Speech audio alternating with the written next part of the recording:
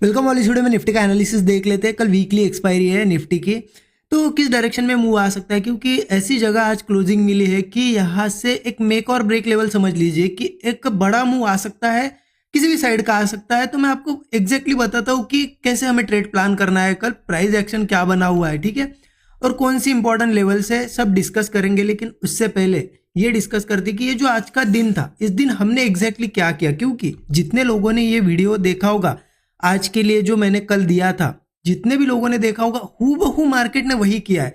ये trend line आपको दिख रही है, कल ही डेली चार्ट पे मार्क करके दी थी मैंने, और कल की क्लोजिंग थी यहाँ पे।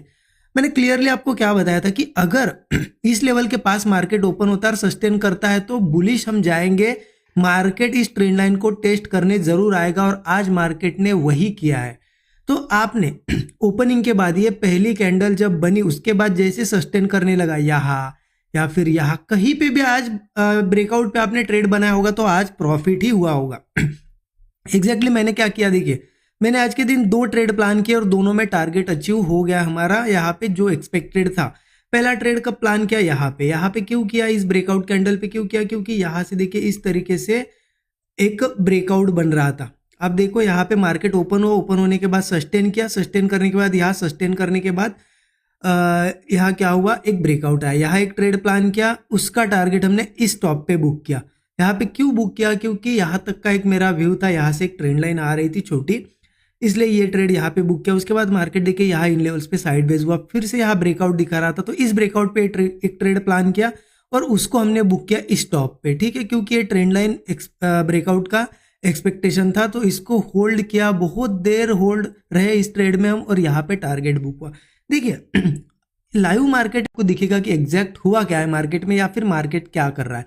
देखिए एक स्ट्रक्चर मार्केट में था, वो अभी कंप्लीट हो गया है। मतलब नीचे के साइड सपोर्ट्स थे, यहाँ पे एक ट्रेंड लाइन दिख रही होगी आपको, यहाँ पे रेजिस्टेंस थे, और हमने इस दिन ये देखा था कि मार्केट इस ट्रेंड लाइन को टेस्ट करेगा और टेस्ट कर लिया। अब कल देखिए मेक और ब्रेक लेवल, इसलिए मैंने बताया स्टार्टिंग में, क्योंकि यहाँ पे आया है। अब एज पर स्ट्रक्चर मार्केट यहाँ से हो सकता है रेजिस्टेंस लेके एक रेड कैंडल बनाए, ये भी पॉसिबल है, और ये भी पॉसिबल है कि ये ट्रेंड लाइन ब्रेक भी कर दे, दोनों भी पॉसिबिलिटीज है। तो दोनों डायरेक्शन में ट्रेड मिल सकता है, लेकिन वो कैसे समझ में आएगा, हमें कल मार्केट हमें मॉर्निंग में ऑब्जर्व करना पड़ेगा कि उसका बिहेवियर क्या है, या फिर उसका यहाँ पे मतलब क्या बिहेवियर दिखा रहा है मार्केट, वो हमें देखना पड़ेगा कि स्ट्रेंथ है या वीकनेस है। क्योंकि अगर मार्केट ओपन होता है और कल ओपन होने के बाद यहाँ के स्ट्रेंथ ही दिखाता है, नीचे नहीं जाता है, तो ऑब्वियस सी चीजें ब्रेकआउट दे देगा, और अगर वीकनेस दिखाता है तो हम सेलिंग कर सकते हैं। तो स्ट्रेंथ और वीकनेस कैसे पहचानना है, उसके लिए देखिए 15 मिनट चार्ट पे मैं आपको थोड़ा समझाता हूँ। देखिए इस तरीके से मार्केट ने ये ब्रेकआउट दे दिया है और उसके थोड़ा सा नीचे क्लोजिंग दी है। अब कल देखिए ओपनिंग कहाँ होती है, देखिए ओपनिंग हो सकती है दो ही, एक तो गैप अप होगी या गैप डाउन होगी या फ्लैट हो गया ना, 2-3 में से एक ओपनिंग होगी।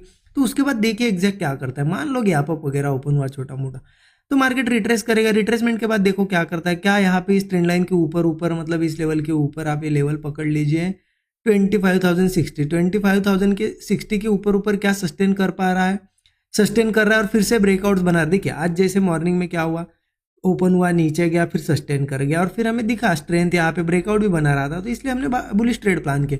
वैसे ही अगर यहाँ कहीं ओपन होता है और रिट्रेसमेंट करने के बाद सस्टेन करता है तो देखेंगे हम, अगर स्ट्रेंथ दिखती है, कॉल्स के प्रीमियम बढ़ते हैं तो हम बाय करेंगे, क्योंकि एक्सपायरी भी, और हमने देखा पिछली 2-3 एक्सपायरीज बहुत अच्छी गई है, ठीक ठाक मोमेंटम था, तो एक्सपेक्टेशन यही है कि ये भी अच्छी एक्सपायरी रहे। तो अगर अच्छे प्रीमियम्स वगैरह दिखते हैं तो हम क्या करेंगे, यहाँ पे बाय कर सकते हैं। अगर वही मान लो गैप अप हो, फ्लैट हो, कहीं पे भी ओपन हो और नीचे आए थोड़ा मार्केट, और नीचे आने के बाद एक बार अगर वो बुलिश ट्राई करता है और फिर से वो सस्टेन नहीं कर पाता है, बार बार इस सपोर्ट पे आता है, ठीक है, और ब्रेकडाउन ही बनाता है बार बार ऐसे, तो ऐसे में वीकनेस रहेगी मार्केट में। दिख रहा है क्लियर कि वो ऊपर नहीं जा पा रहा है, बार बार अगर सपोर्ट ब्रेक कर रहा है तो हम पुट साइड का ट्रेड प्लान करें, क्योंकि ट्रेड लाइन के आसपास है दोनों, यहाँ पे सेलर्स अगर एक्टिवेट होते हैं तो कल मार्केट सेलिंग में भी रह सकता है, तो पुट साइड का ट्रेड हम प्लान करेंगे, ठीक है।